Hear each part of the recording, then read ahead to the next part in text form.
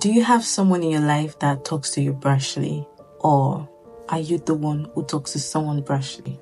Then verse 13 of this chapter 10 is for you.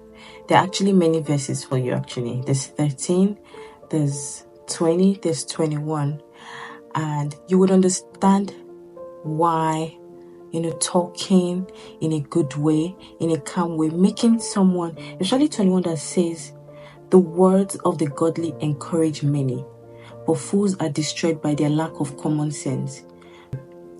You would need to read this along with me so as to understand the power of wise words. We're going to read Proverbs 10, verses 1 to 32.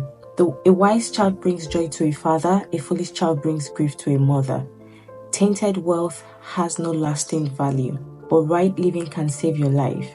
The Lord will not let the godly go hungry, but he refuses to satisfy the craving of the wicked. Lazy people are soon poor, and hard workers get rich.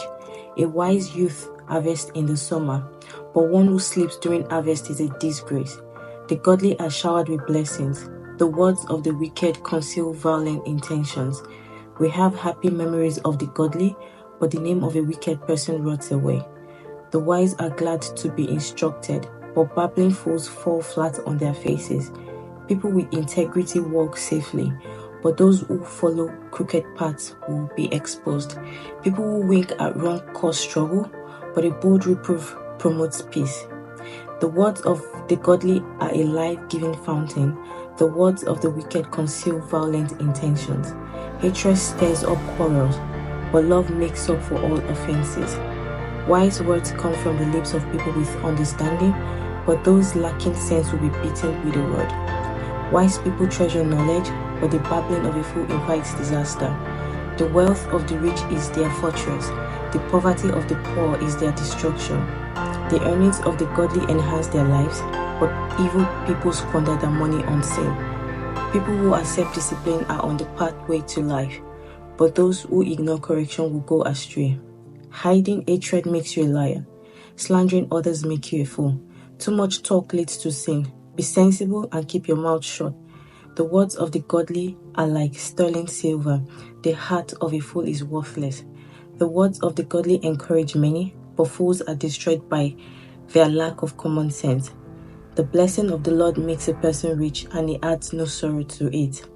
Doing wrong is fun for a fool, but living wisely brings pleasure to the sensible. The fears of the wicked will be fulfilled. The hopes of the godly will be granted. When the storms of life come, the wicked are whirled away, but the godly have a lasting foundation. Lazy people irritate their employers, like vinegar to the teeth or smoke in the eyes. Fear of the Lord lengthens one's life, but the years of the wicked are cut short. The hopes of the godly result in happiness, but the expectations of the wicked come to nothing. The way of the Lord is a stronghold to those with integrity, but it destroys the wicked. The godly will never be disturbed, but the wicked will be removed from the land. The mouth of the godly person gives wise advice, but the tongue that deceives will be cut off. The lips of the godly speak helpful words, but the mouth of the wicked speaks perverse words.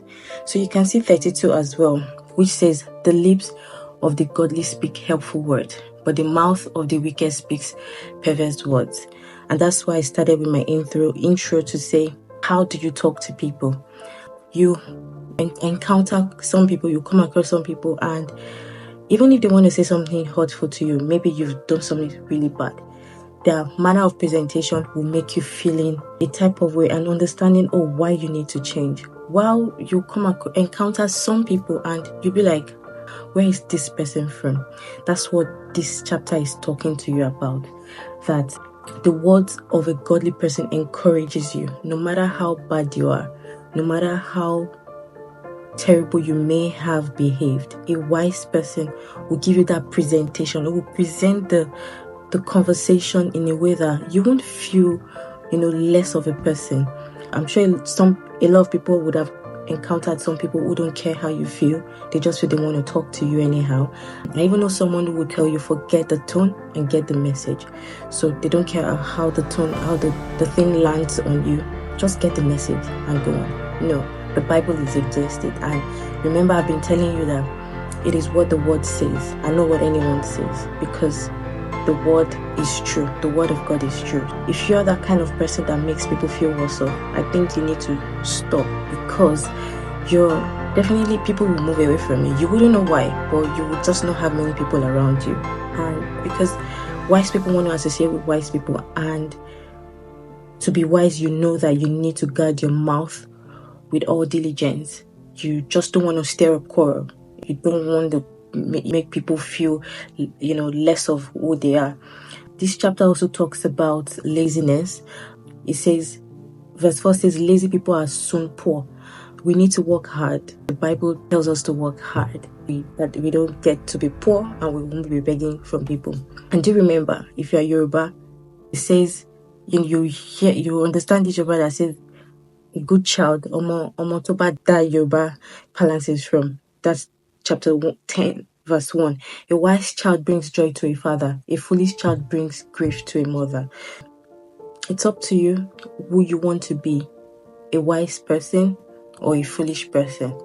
I'll leave you with this last one, and which says that length of days. Yesterday he mentioned we spoke about length of days, and this chapter is also talking about length of days, that if you're wise, you would have length of days. Do have an amazing day, and do try to read this chapter, all chapters actually, in your free time, because wisdom is profitable to direct. Have an amazing day, and see you tomorrow being Friday. Bye-bye.